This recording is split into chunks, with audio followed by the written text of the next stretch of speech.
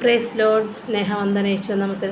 നമുക്ക് ഏറ്റവും പ്രയാസം വരുമില്ലേ, നമ്മളങ്ങ് ചോർന്നു പോയി എന്ന് തോന്നൂലേ? പക്ഷേ ദൈവത്തിൻ്റെ വചനത്തിന് മുമ്പിലിരുന്ന് നമ്മളൊന്ന് ദൈവത്തിനോട് സംസാരിച്ചാൽ, ഒന്ന് പ്രാർത്ഥിച്ചാൽ ആ ദൈവത്തിൻ്റെ സാന്നിധ്യം നമുക്ക് നിറഞ്ഞൊഴുകും. നമുക്ക് ഏത് പ്രതികൂലമായാലും അത് ദൈവത്തിൻ്റെ അനുകൂലമായിട്ട് നമുക്ക് വരും. പക്ഷേ ദൈവം അതാണ് പറഞ്ഞിരിക്കുന്നത് ഒരു വാക്യം, വെളിപ്പാട് 3:8 ഞാൻ നിൻ്റെ പ്രവൃത്തി അറിയുന്നു. അപ്പം നമ്മൾ പ്രവൃത്തി ഓരോന്ന് ചെയ്യുന്ന ദൈവം നമ്മുടെ ഹൃദയം ശോധന ചെയ്യുന്നു. അപ്പം ഇതാ ഞാൻ നിൻ്റെ മുമ്പിൽ ഒരു വാതിൽ തുറന്നു വെച്ചിരുന്നു. അപ്പോൾ നമുക്ക് പരിഹരിക്കാൻ പറ്റാത്ത വഴി, അല്ലെങ്കിൽ നമുക്ക് ഓടിയിട്ട് നമുക്ക് എന്തെങ്കിലും വേദന വരുമ്പോൾ നമുക്ക് പറയാൻ ആരുമില്ല, കേൾക്കാൻ ആരുമില്ല, നമ്മൾ ചുറ്റും പരിഹസിക്കുന്ന നിന്ദിക്കുന്നവരുണ്ടെങ്കിലും നമ്മളതൊന്നും നോക്കണ്ട. നമ്മളെ തളർത്താനാണ് എല്ലാവരുള്ളത്. പക്ഷെ ദൈവത്തിന് മുമ്പിൽ നമ്മൾ ആരും തളർത്താതിരുന്നാൽ ദൈവം ആ വാതിൽ നമുക്ക് വേണ്ടി തുറന്നു വെച്ചിരിക്കുന്നു.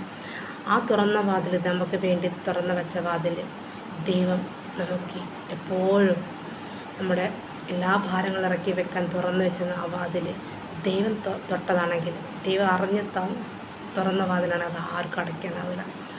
ഒരു അമാനുഷിക മനുഷ്യനും അടയ്ക്കാനാവില്ല ദൈവത്തിനല്ലാതെ. അപ്പോൾ അത്രയും ദൈവത്തിൻ്റെ സാന്നിധ്യം നമുക്കുള്ളപ്പോൾ നമ്മൾ എന്തിനെക്കുറിച്ച് ഭാരപ്പെടുന്നു അല്ലേ? സ്തോത്രം. അത് ആർക്കും അടച്ചുകൂടാ. നിനക്ക് അല്പമേ ശക്തിയുള്ളെങ്കിലും നീ എൻ്റെ വചനം കാത്തു. അപ്പം നമുക്ക് എപ്പോഴും എന്തെങ്കിലും കേട്ട് നമ്മളപ്പോൾ ചോർന്നു പോകും, നമ്മൾ പരിഭ്രാന്തിയായി പോകും, നമുക്ക് എവിടെ എന്താണെന്ന് എത്തുമ്പോൾ കിട്ടില്ല. പക്ഷേ ദൈവം പറഞ്ഞില്ല, എൻ്റെ വചനം കാത്തു എങ്കിൽ അല്പമേ ശക്തിയുള്ളെങ്കിലും നീ എൻ്റെ വചനം കാത്തു. അപ്പോൾ ദൈവത്തിൻ്റെ സന്നിധിയിൽ ദൈവത്തിൻ്റെ മക്കൾക്ക് എന്തുണ്ട്? ദൈവത്തിൻ്റെ കാവലുണ്ട്, ദൈവത്തിൻ്റെ കരുതലുണ്ട്, ദൈവത്തിൻ്റെ സാന്നിധ്യം എപ്പോഴും നമ്മുടെ കൂടെയുണ്ട്. അത് അലസിപ്പിക്കാനോ അലസത്തിലേക്ക് പോകാനോ ഒന്നും ആരെയും ചെയ്യിപ്പിക്കാനില്ല. അത് ശുദ്ധിയിലേക്ക് കൊണ്ടുപോയി മറ്റുള്ളവരെ കൂടി നല്ല ശുദ്ധിയിലേക്ക് ആക്കുവാൻ ദൈവത്തിൻ്റെ വചനം നമുക്ക് കാത്തിരുമ്പോൾ ദൈവത്തിൻ്റെ ശക്തി നമുക്ക് തന്ന് നമ്മളെ ആ സ്വർഗത്തിലെ വാതിൽ ദൈവം നമുക്ക് തന്ന് നമ്മുടെ പ്രാർത്ഥന, സങ്കടം, നമ്മുടെ പ്രയാസം അവിടെ ഏൽപ്പിക്കുമ്പോൾ അത് ദൈവത്തിൻ്റെ സന്നിധി നമുക്ക് സന്തോഷത്തോടെ നമുക്ക് രുചിക്കാം, കഴിക്കാം, ജീവിക്കാം. അതാണ് യേശു ക്രിസ്തുവിൻ്റെ നാമം.